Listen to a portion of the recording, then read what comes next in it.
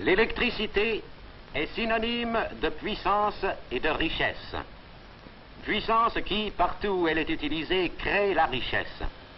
Cette puissance, cette force liquide, est une arme essentielle dans la bataille que la France a engagée pour sa renaissance économique. Citer, la modernisation des communications et des transports serait impossible et surtout, elle assure notre autonomie dans ce domaine.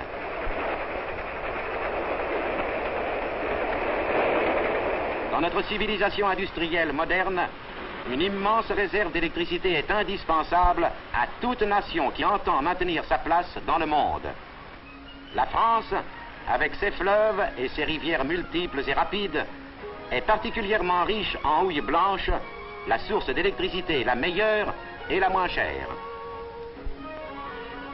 Pour capter cette énergie et pour la rendre productive, la France élève de gigantesques barrages dans la vallée du Rhône, en Dordogne, sur la Garonne et sur des cours d'eau secondaires, dans les régions montagneuses des Pyrénées, en bien d'autres lieux encore, échelonnés entre le Rhin et Bordeaux. 58 barrages au total, l'entreprise la plus colossale de notre histoire. Remarquez que déjà bien avant la guerre, nous nous étions mis au travail pour dompter le Rhône et pour l'enfermer, lui et ses affluents, dans des cages de béton et d'acier.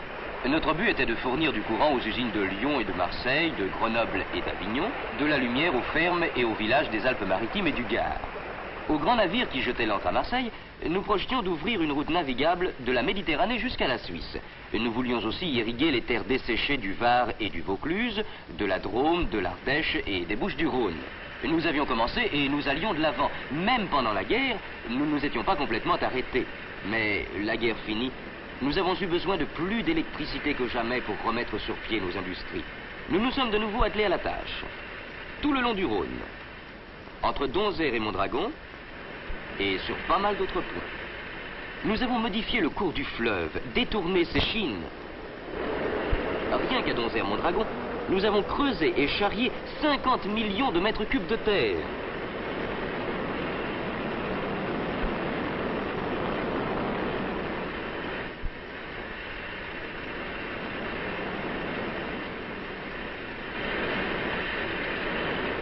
Nous avons déplacé des routes, des voies ferrées, des villages. Nous avons détourné de son lit un grand fleuve comme le Rhône. Notre tâche a été grandement facilitée par l'appui américain. Cet équipement moderne nous a été fourni par les États-Unis. Quant aux capitaux dépensés l'an dernier à Donzère-Mondragon, et ils sont de taille, puisque ce barrage sur le Rhône coûtera 75 milliards, soit près de la totalité du budget de la France avant la guerre, ils proviennent dans une proportion de 90% des fonds de contrepartie du plan Marshall.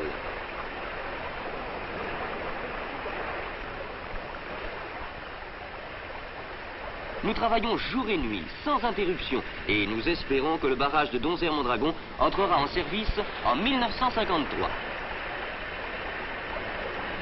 Mais l'ensemble du programme de mise en valeur de la vallée du Rhône est si vaste qu'il ne pourra être entièrement réalisé avant une trentaine d'années ou même davantage.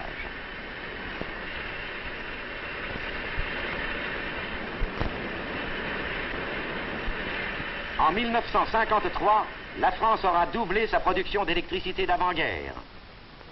Nous avons sans cesse besoin de plus d'électricité pour l'extension de nos industries, pour notre existence quotidienne, pour notre santé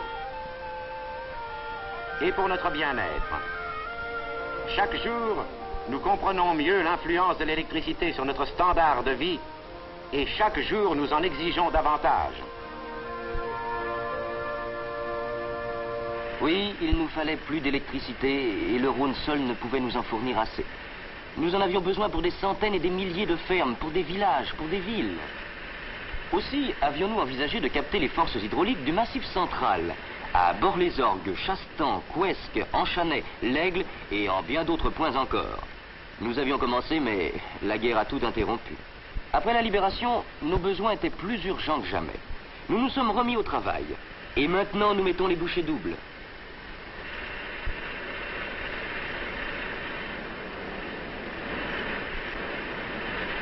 Pour activer la construction des barrages, nos ingénieurs ont inventé des techniques révolutionnaires, souvent très en avance sur celles des autres pays. Les agrégats dragués dans le fleuve sont utilisés pour la fabrication du ciment et une espèce de chaîne sans fin fonctionne continuellement des dragues à l'usine de ciment, de l'usine au chantier, des chantiers aux dragues.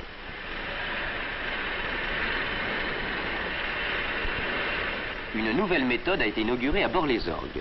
Des blocs préfabriqués sont placés directement par une grue électrique sur le plot et pour les assembler, des milliers de tonnes de béton sont déversées sans interruption.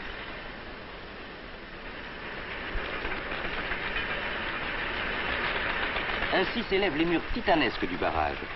Ces improvisations heureuses permettent à nos ingénieurs de réaliser d'énormes économies de temps, de travail et d'argent. Regardez ces bennes, dirigées chacune par un conducteur individuel. Elles s'aiguillent avec précision sur le réseau compliqué des téléphériques. Elles viennent déverser sans arrêt leur chargement de béton.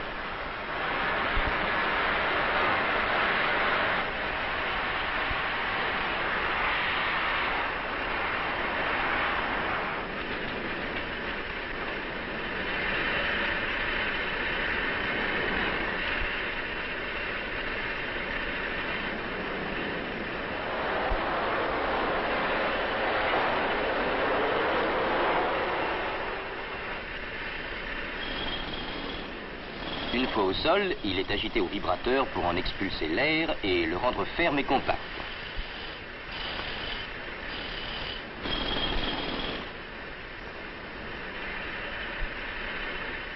Ces énormes conduites amèneront l'eau aux turbines. Certaines ont 6 mètres de diamètre et leur débit à la minute pourra égaler celui de la Seine. Bord-les-Orgues n'est que l'un des 36 barrages que nous nous proposons d'établir en Dordogne. Certains seront au moins aussi importants que Bord, par exemple Chastan. Chastan s'édifie selon les méthodes classiques parce que les conditions de travail y sont différentes. L'infrastructure est construite en bois.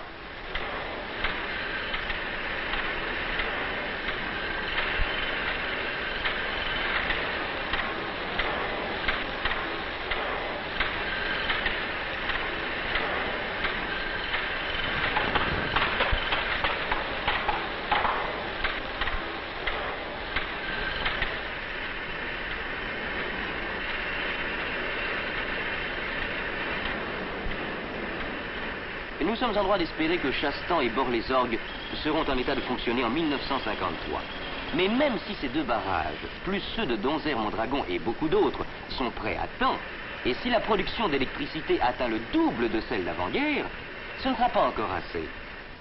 Les besoins d'électricité ont en effet triplé en France. Le téléphone, par exemple, est devenu indispensable. Ce n'est plus un luxe, mais une nécessité pour des milliers de gens.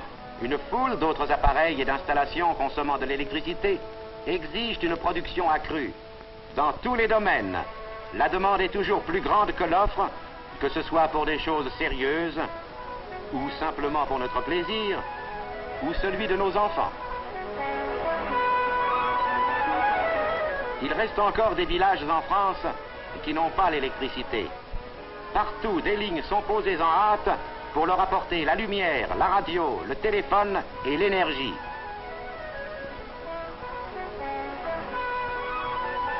L'électricité transformera entièrement l'existence dans les fermes isolées.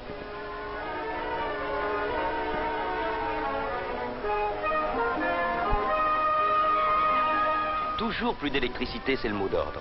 On construit partout des barrages. Pralognan dans les Alpes. Prêt en 1952. Enchanet sur la Maronne, affluent de la Dordogne. Barrage terminé, station en construction. Prêt en 1951. Couesque en Dordogne. Barrage terminé, station presque achevée. Prêt en 1951. Kems sur le Rhin, détruit pendant la guerre et reconstruit. Barrage terminé, station terminée. Machinerie en cours d'installation. Pratiquement prêt à fonctionner. L'Aigle, l'un des projets les plus grandioses de la Dordogne. Barrage terminé, station terminée, en service. Et Génissia. Génissia, la plus grande réalisation hydroélectrique française en attendant l'achèvement de Donzère-Mondragon. Travail terminé.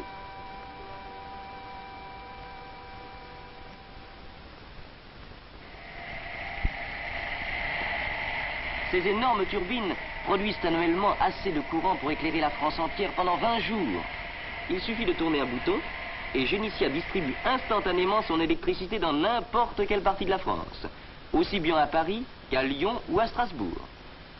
Et dans n'importe quelle partie de l'Europe, partout où l'on a besoin d'elle. Il nous fallait de l'électricité, toujours plus d'électricité.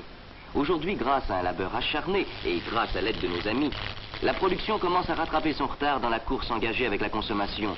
Demain, elle sera à sa hauteur. Nous avons vu grand, construit avec audace. La prospérité de la France récompensera notre effort.